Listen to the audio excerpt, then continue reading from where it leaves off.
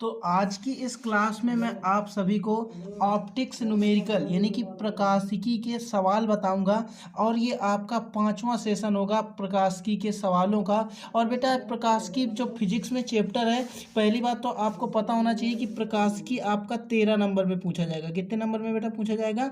प्रकाशिकी को आपको 13 मार्क में डिवाइड है। प्रकाशिकी बेटा 2 चैप्टर में डिवाइड है। नंबर पहला है किरण प्रकाश की और नंबर दूसरा है तरंग प्रकाश की। कौन कौन से प्रकाश की? नंबर फर्स्ट है किरण प्रकाश की, नंबर सेकंड है तरंग प्रकाश की। आना कितने नंबर का है? 13 नंबर का। तो इसमें मैंने किरण प्रकाश की और तरंग प्रकाश की पूरी थ्योरी कंप्लीट पढ़ा दी है। इसके बाद मैं अब किरण प्रकाश की और तरंग प्रकाश की के मिक्सअप में न्यूमेरिकल्स बता रहा हूँ, जिसके 4 पार्ट में आपको प्रोवाइड करा चुका हूँ। कमेंट बॉक्स में आप ये कमेंट करके बताइएगा कि इन 4 न्यूमेरिकल पार्ट और जो थ्योरी के पार्ट थे उन्होंने किसने इस कंप्लीट इन वीडियोज़ों को देखा है और नोट्स बनाया है, और उसके नोट्स ऑलरेडी बने हुए हैं, उसे किसी प्रकार की कोई दिक्कत नहीं है। तो कमेंट बॉक्स में कमेंट करके ज़रूर बताना। और देखिए क्वेश्चन अपना क्या कह रहा है। पहला न्यूमेरिकल क्या दिया गया है? पहला न्यूमेरिकल बोल रहा है एक उत्तल लेंस की क्षमता। क्षमता बेटा होती है पावर।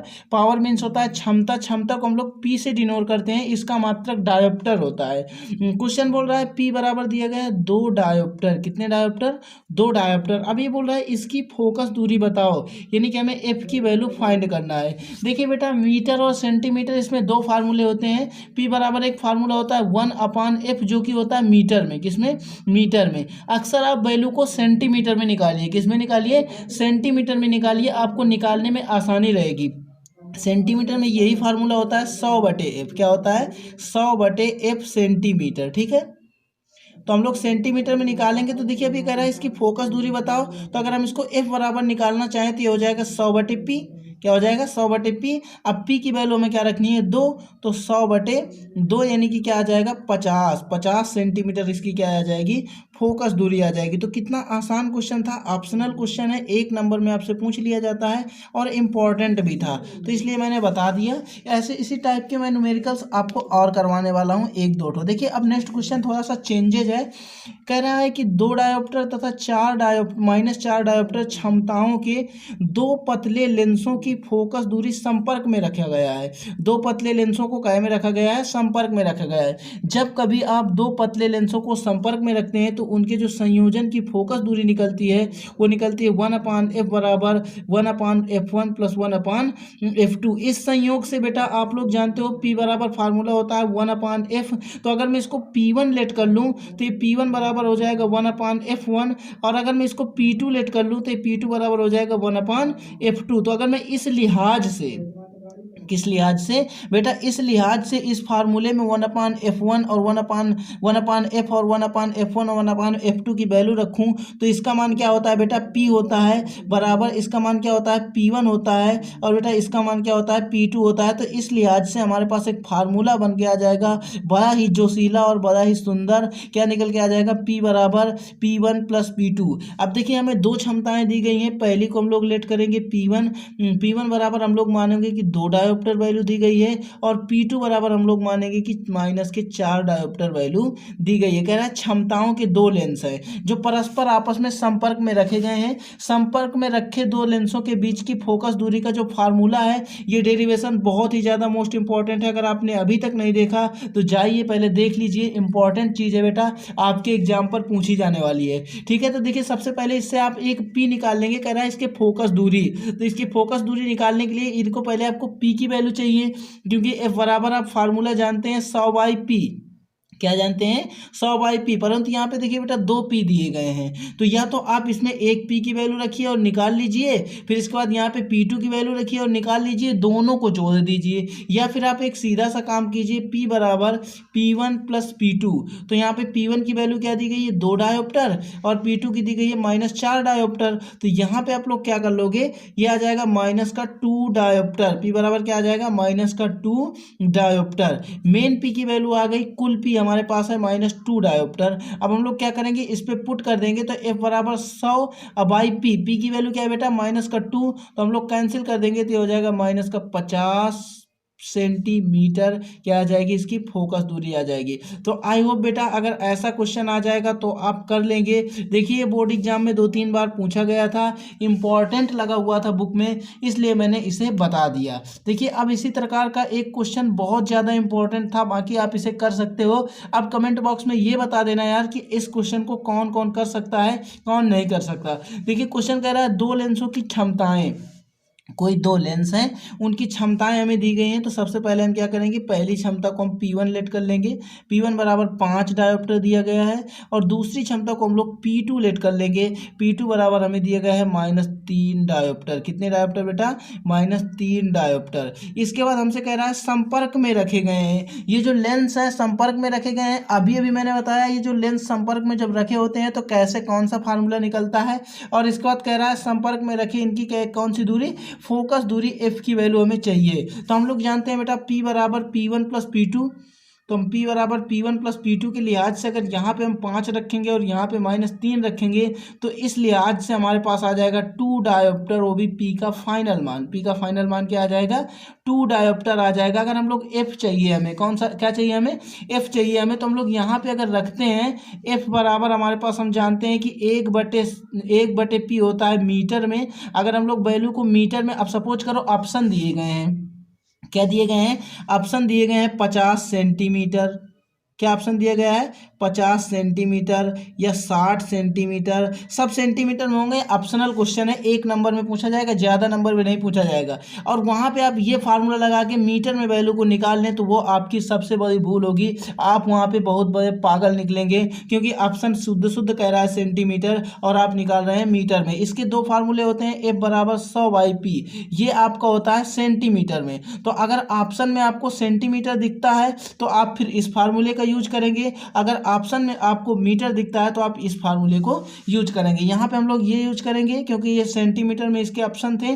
तो F बराबर यहाँ पे दिया गया था 100 और P की वैल्यू दी गई थी 2, वो भी प्लस की काटेंगे तो हमारे पास 50 सेंटीमीटर इसकी वैल्यू आएगी। अब बहुत सारे बच्चे ये सोचने लगेंगे कि सभी क्वेश्चंस की वैल्यू 50 सेंटीमीटर आ रही है, ये तो आप 50 सेंटीमीटर को टिक कराएं, ऐसा बिल्कुल भी नहीं है। आप इसमें परेशान ना हो, इसमें सब चीज़ की वैल्यू 50% नहीं निकल के आएगी, इसकी गारंटी मैं लेता हूँ। तो चलिए नेक्स्ट क्वेश्चन की ओर चलते हैं।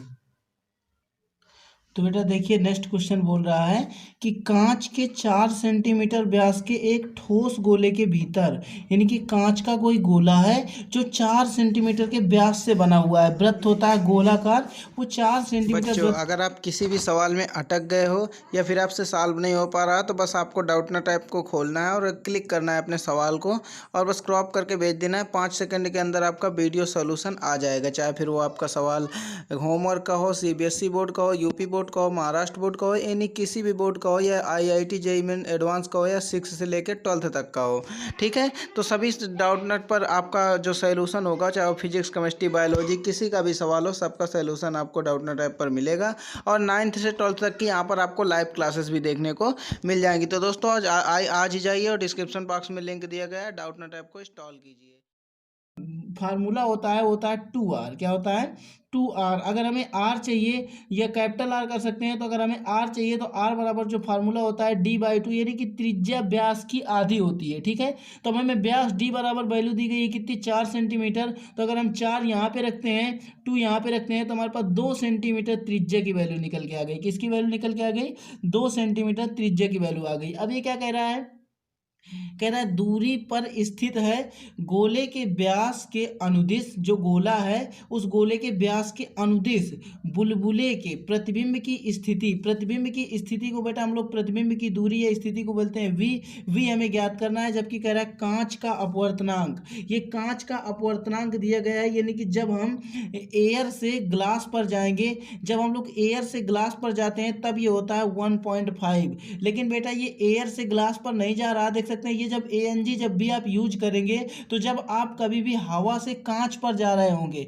तब के लिए निहायत सत्य है। लेकिन जब आप कभी भी कांच से हवा में जाएंगे तब इसके लिए एक फार्मूला होता है कांच ये ग्लास हो गया, ये अपवर्तनांक हो गया। जब आप ग्लास से अपवर्तनांक को कहाँ ले जा रहे हैं, हवा में ले जा रहे हैं, तो इसका फार्मूला होता है ANG, 1/ANG। इसको जैसे ही बेटा आप यूज करेंगे तो यहाँ पे ANG की वैल्यू दी गई है 1.5, ऊपर लगाएंगे तो ये काट देंगे 5 से, तो अपने पास निकल के आ जाएगा 2/3। तो ये GNA हमेशा आपको यूज करना है फार्मूले पर, कहीं भी आपको दूसरी चीज यूज नहीं करना। जब आप एयर से यानी कि हवा से कांच में जा रहे हो तब आपको इसे यूज करना है, जब आप कांच से हवा में जा रहे हो तो इसे आप ऐसे करके निकाल लेंगे, ठीक है। अब इसके बाद इनसे रिलेटेड हमारे पास जो फार्मूला होता है, इसे हम लोग प्रूविंग करे थे, ये होता है अपवर्तन का सूत्र। क्या होता है? अपवर्तन का सूत्र N/V-1/U इक्वल टू N-1/R। बेटा बोलिए इसका डेरिवेशन किसको आता है? जो इसका डेरिवेशन है ना बेटा, बहुत ही ज़्यादा इंपॉर्टेंट है। कैसा है?